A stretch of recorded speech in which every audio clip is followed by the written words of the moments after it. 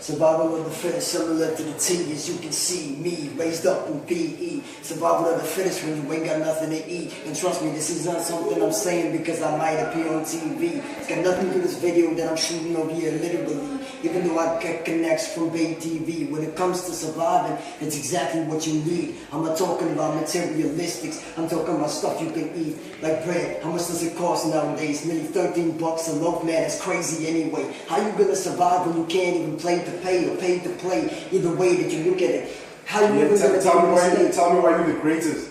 Why am I the greatest? Man, do I even got to say I'm standing in front of you when I'm freestyling right over here, man, with no page and no pen. Exactly what I'm saying, because I've survived all of this once and again. Coming back to the top of this name just used. I'm the greatest because my name's Monty and my surname's Chu. That's all the reason that you need, dog, because I'm still over here in the same way as you. But I 2/10 of my life and I'm still standing over here, hard beating right in front of you. Stabbing twice in the head. This ain't about no gangster shit. This is about straight up growing up in a Goa Park and moving up to Cape Town quick. Just to be able to get an education and not end up stupid. Getting my grade 12 and to be able to do it. Coming back to PE to sport, my mama was near me in the street. And trust me, I had to do it from the bottom up, son. Getting the J.O.B. and spar right quick. That's why I'm the greatest, because I'm still over here standing up hard as shit. Still with my 2 days and ain't shit gonna break yet. That's why I'm the greatest. I'm like Muhammad Ali when I say it. Because I float like a butterfly and I sting like a bee. Sipping on gin and juice. Sipping on gin and juice, man. That's stuff that I used to do. Maybe back when. I started that when I was probably in grade 5, dude. Used to be sipping on that black label too. And you best believe we took the label off just to say that we was cool. Holding up a glass bottle, that's how we used to do. Gin and Juice was an album that came out in 1993, dude, from Snoop Dogg that I used to listen to. I was about 7 years old when I realized what I was starting to do. But it was about the Tanqueray, that shit you didn't even get back in the day in South Africa anyway.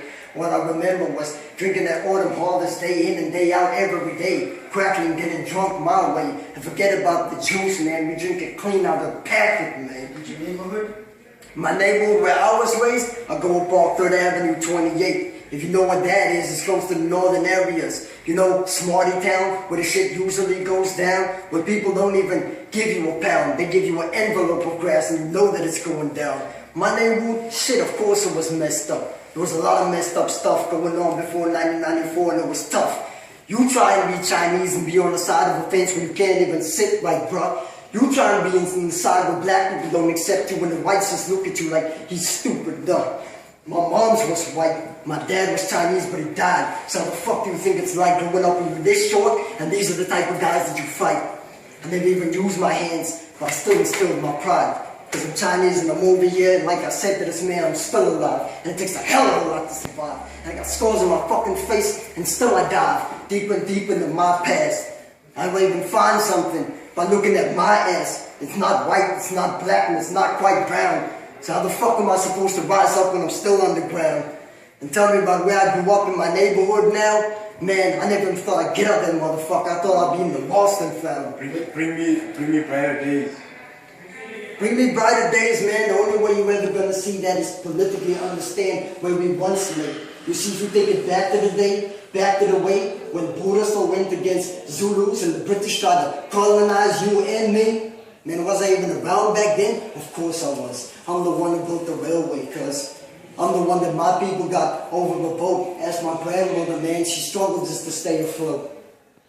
And tell me what the back in the days when there was no hope, but brighter days is what we look into. It's the only reason why I still cope. The reason when I wake up in the morning to see the sunrise one more time before I eat, I pray to God and I say this exact line in the name of the Father, the Son, and the Holy Ghost.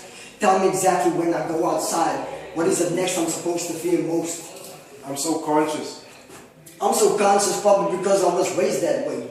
You try not to have a dad and try to be a man in his own 2 shoes, man. I'm conscious because my mom taught me to be. My mom was white, but she always told me to listen to these racist beliefs. My mom always told me it ain't about the color of your skin, it's about the color that you bleed.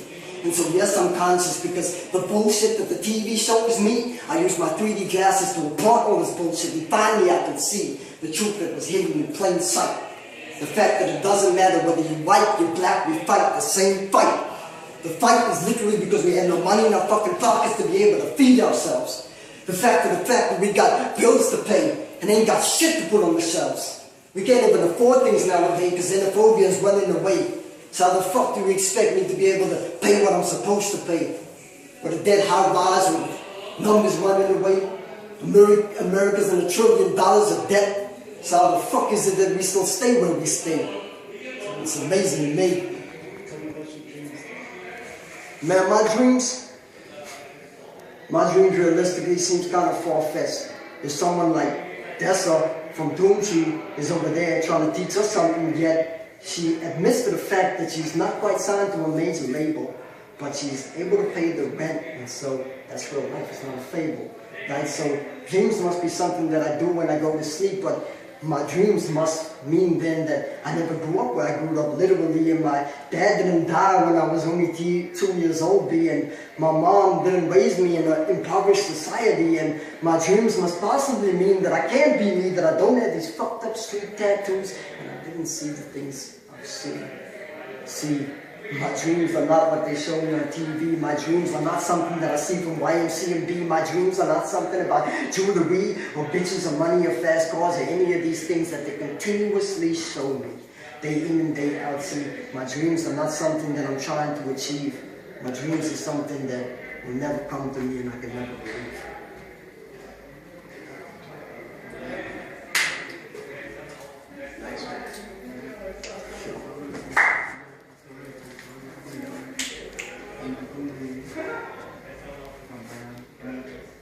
Yeah, man.